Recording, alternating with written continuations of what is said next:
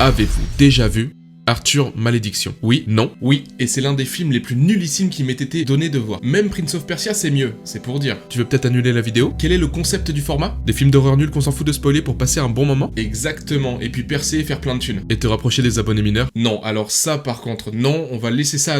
Putain, mais qu'est-ce que t'es chiant! Pardon?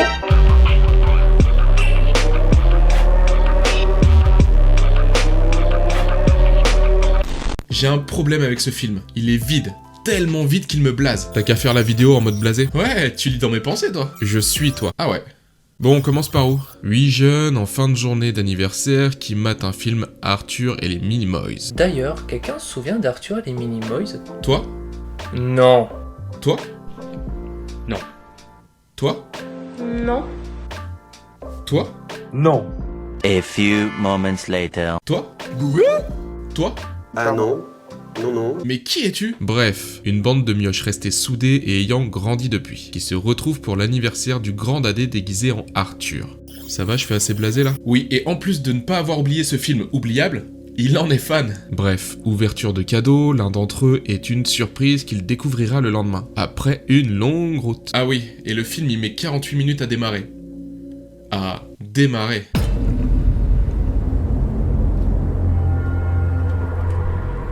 C'est le Christ, ça fait peur. Ils arrivent dans un village de France profonde tiré tout droit d'un épisode de L'amour est dans le pré. Mais sans l'amour. Avec Geneviève qui fait sa fouine de façon discrète. Ça va, je te dérange pas, Geneviève? Où des gangs très dangereux scrutent leurs prochaines victimes. À moins que ce soit le groupe de musique amérindienne underground qui se produit au PMU ce soir que nous sommes en train de déranger en pleine répétition.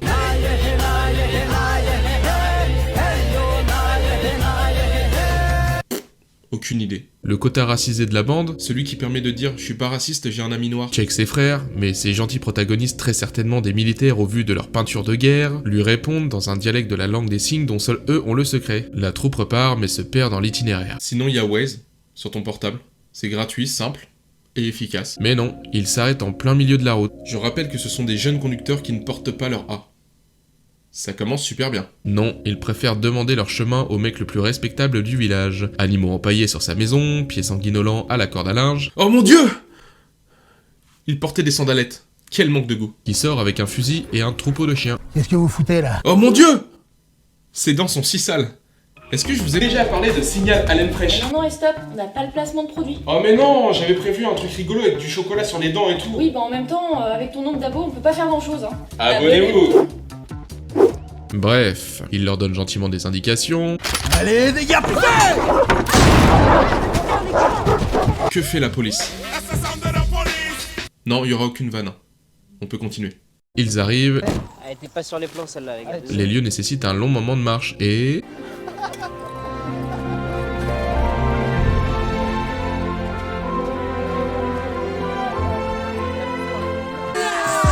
Toute la bande visite les lieux excités comme Lana Rhodes dans un film amateur en POV donnant la réplique à Johnny Sins dans la catégorie Stepdaughter. C'est étrangement hyper précis. La nuit tombe, ils font une petite soirée et se couchent. C'était sans compter sur la petite vessie d'Alex, qui sort pisser et aperçoit des torches au loin dans la forêt. Au lever, ils s'aperçoivent que la glacière est vide. C'est peut-être... Des ragondins ou des ratons laveurs. Ouais, ou des renards. Bah, un renard avec des grands pieds alors, parce qu'il y a des traces de pattes partout là.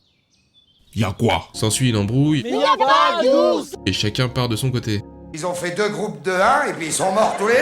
Alex et Sam s'embrassent, et on en a strictement rien à foutre. Jean découvre le nain de jardin, la personne de petite taille, qui indique le trou du passage pour aller dans le monde des Minimoys. Si tu le dis. En parallèle, Doug tombe sur une marque sur un arbre qui est censé rappeler une rêve du film d'origine. Mais vu que personne ne s'en souvient, entend des bruits suspects autour de lui. Stop! Tu te retrouves seul dans les bois, il ne fait pas beau et il y a de la fumée, alors que 30 secondes avant il y avait un grand soleil et tu entends une potentielle menace à 50 mètres de toi. Que fais-tu?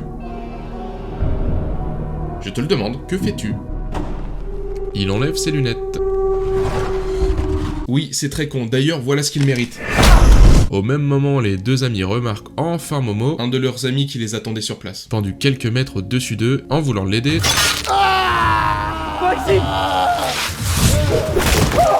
Il s'en défond, bandage de fortune, et retourne au camp. Du côté d'Alex, Jean sort son matos pour faire descendre une GoPro dedans, jusqu'au moment où...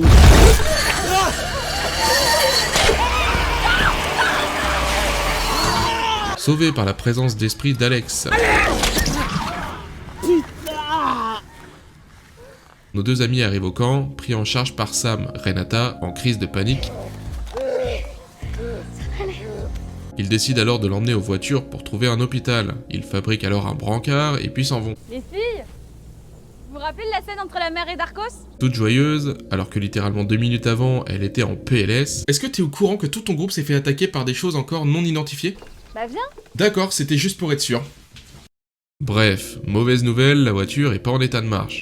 Au grand mot, les grands remèdes. Installent le blessé et se mettent d'accord. Toutes les minutes, tu klaxonnes 3 fois. Comme ça, on se perd pas notre tour, ok? Et s'il y a un souci, tu klaxonnes 5 fois. C'est bon? Et go chercher Douglas. Chez les filles, Mathilde remarque un type à la fenêtre sur la photo qu'elle vient de prendre. A pour réflexe de s'enfermer dans la grange à double tour. Techniquement, on devrait dire à une poutre. Tout le monde a compris. Et décide de vérifier si ces deux copines qu'elle a lâchement abandonnées ne se font pas trucider par le type sur la photo. Quelqu'un marche à l'étage et agite intentionnellement le nid d'abeilles. Ah oui, on apprend au tout début, quand ils sont petits, qu'elle est allergique aux piqûres d'abeilles. Oh, comme c'est bizarre!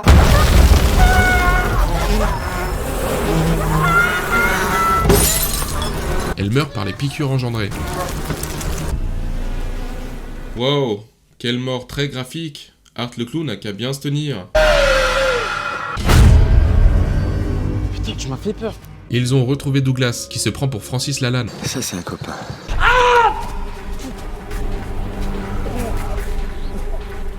Enfin, du moins, ses bras. Dominique et Max se font attaquer par des marathoniens. Ah non, des gens qui ne courent pas dans notre direction, vite, le signal.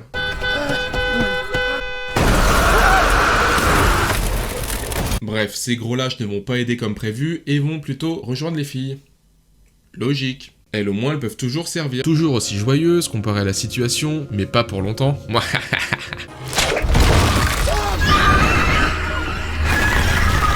N'en ayant que faire du gars sur le toit, ils aident Sam à sortir du trou. Partent à sa rescousse.